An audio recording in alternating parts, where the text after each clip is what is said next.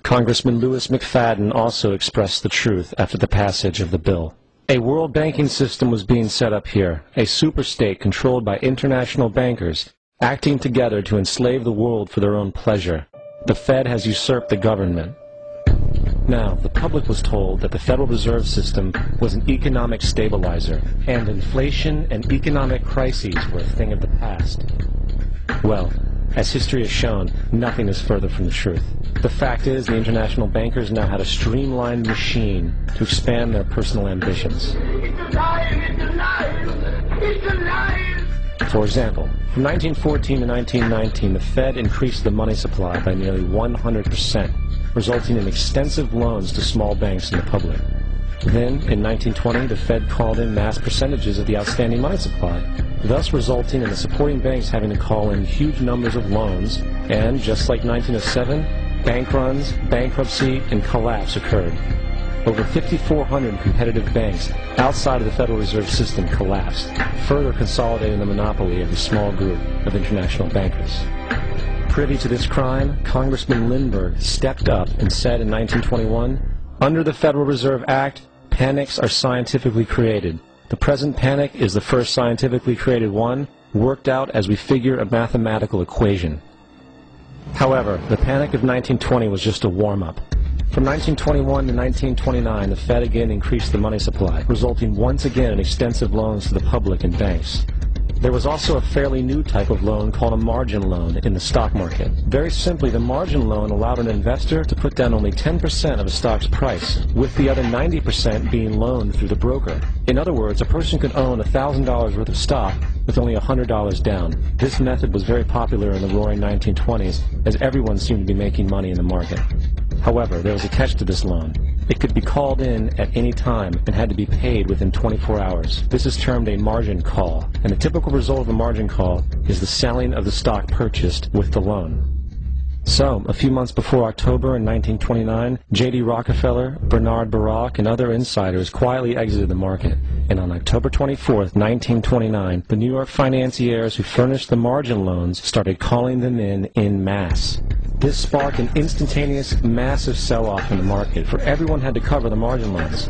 It then triggered mass bank runs for the same reason, in turn collapsing over 16,000 banks, enabling the conspiring international bankers to not only buy up rival banks at a discount, but to also buy up whole corporations at pennies on the dollar. It was the greatest robbery in American history. But that didn't stop there. Rather than expanding the money supply in order to recover from this economic collapse, the Fed actually contracted it, fueling one of the largest depressions in history. Once again outraged, Congressman Louis McFadden, a longtime opponent of the banking cartels, began bringing impeachment proceedings against the Federal Reserve Board, saying of the crash and depression, "It was a carefully contrived occurrence. International bankers sought to bring about a condition of despair so that they might emerge the rulers of us all." Not surprisingly, and after 2 previous assassination attempts, McFadden was poisoned at a banquet before he could push for the impeachment. Now, having reduced the society to squalor, the Federal Reserve bankers decided that the gold standard should be removed. In order to do this, they needed to acquire the remaining gold in the system. So, under the pretense of helping to end the Depression, came the 1933 gold seizure. Under the threat of imprisonment for 10 years, everyone in America was required to turn in all gold bullion to the Treasury, essentially robbing the public of what little wealth they had left. And at the end of 1933, the gold standard was abolished.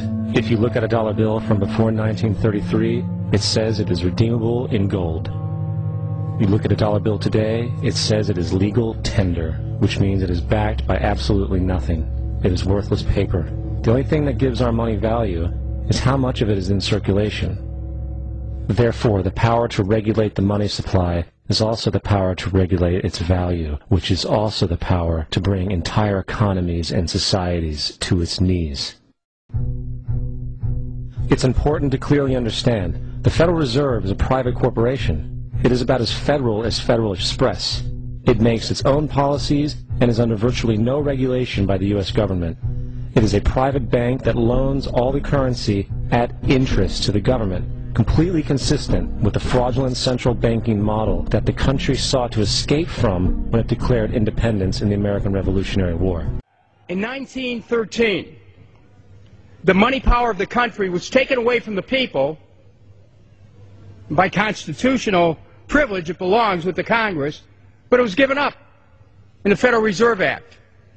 The Federal Reserve is no more federal than Federal Express, but yet it has the power to determine the direction of use of money in our economy.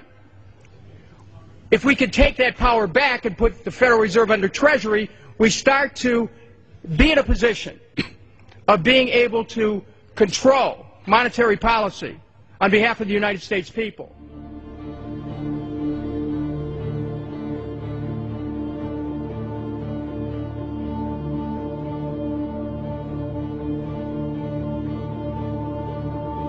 What is the proper relationship, what should be the proper relationship between a chairman of the Fed and a president of the United States?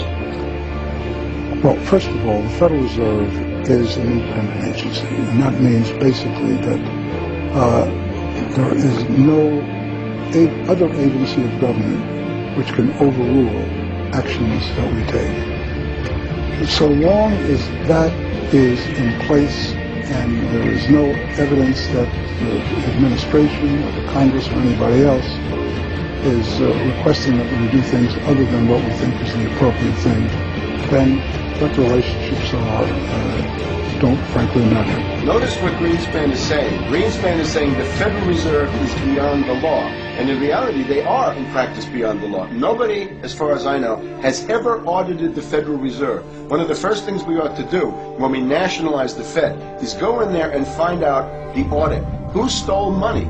Who engaged in corruption? Now, going back to 1913, the Federal Reserve Act was not the only unconstitutional bill pushed through Congress. They also pushed the federal income tax.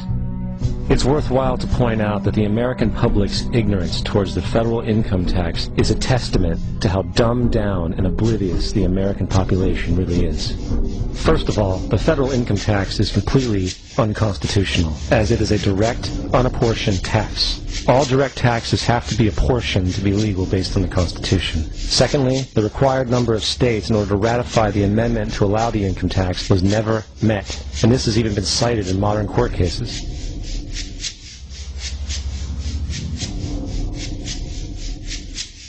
Third, at the present day, roughly 25% of the average worker's income is taken via this tax. And guess where that money goes?